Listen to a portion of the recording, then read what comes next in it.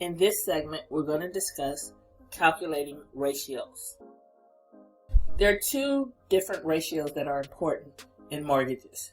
One is called the housing expense ratio, or we refer to that as the front end ratio, and the other is the total debt to income ratio, sometimes referred to as the back ratio.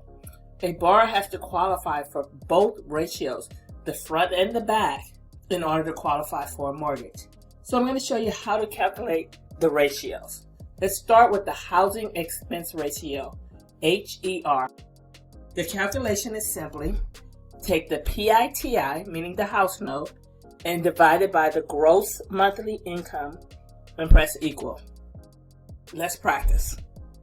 If a family has earnings of $6,780 per month, that's their gross monthly income, and they're seeking a new mortgage payment, and the payment is going to be $1,756.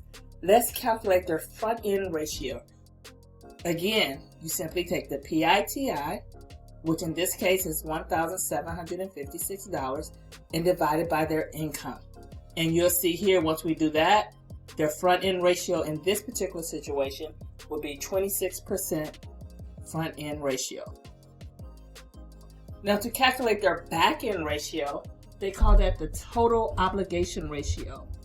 We also call it the back end ratio or the bottom ratio. There's some things that you want to pay attention to. Number one, all long-term debt or any debt that is payable in less than 10 payments, you don't count it in the calculation. So those are things like say if they had a Discover bill with 6 payments left, you don't count it. Auto loan with 5 payments left, you don't count it. Any debt with 10 payments or less is not counted in the calculation. The only exception to that rule is if it's a lease. If it's a lease, an auto lease, you're going to count it regardless of how many payments are left. So you have to pay attention to the question. Did they say auto loan with 5 payments left? You don't count it. But if it said auto lease with 5 payments left, you have to count it. For a lease, it doesn't matter whether it has 1 payment or 100 payments. An auto lease is always counted in the equation.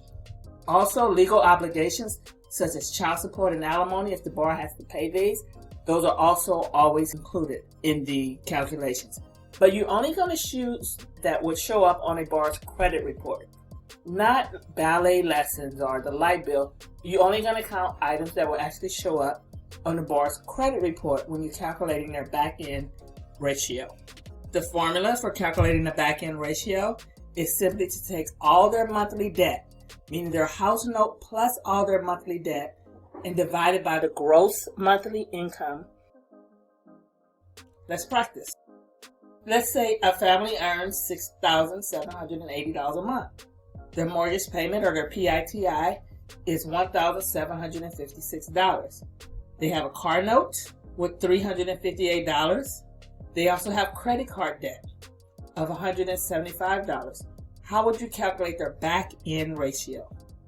Simply take their PITI plus their car note plus their credit card bill and divide that by their gross monthly income. So you're going to take all their debt, their house note, their car note, their credit card debt, and divide it by their gross monthly income. And in this particular example, their back-end ratio is 33%. Here are the actual ratio requirements. For a conventional loan, and you're going to have to memorize these. For a conventional loan, the ratio is 28/36. 28 front end, 36 back end. The housing expense is the top number. The total debt ratio is the back number. Ratios for FHA loan are 31/43. The VA does not use the front end ratio. They only care about the back end ratio. It cannot be higher than 41%. You need to memorize that. And for USDA loans, the ratio is 29/41.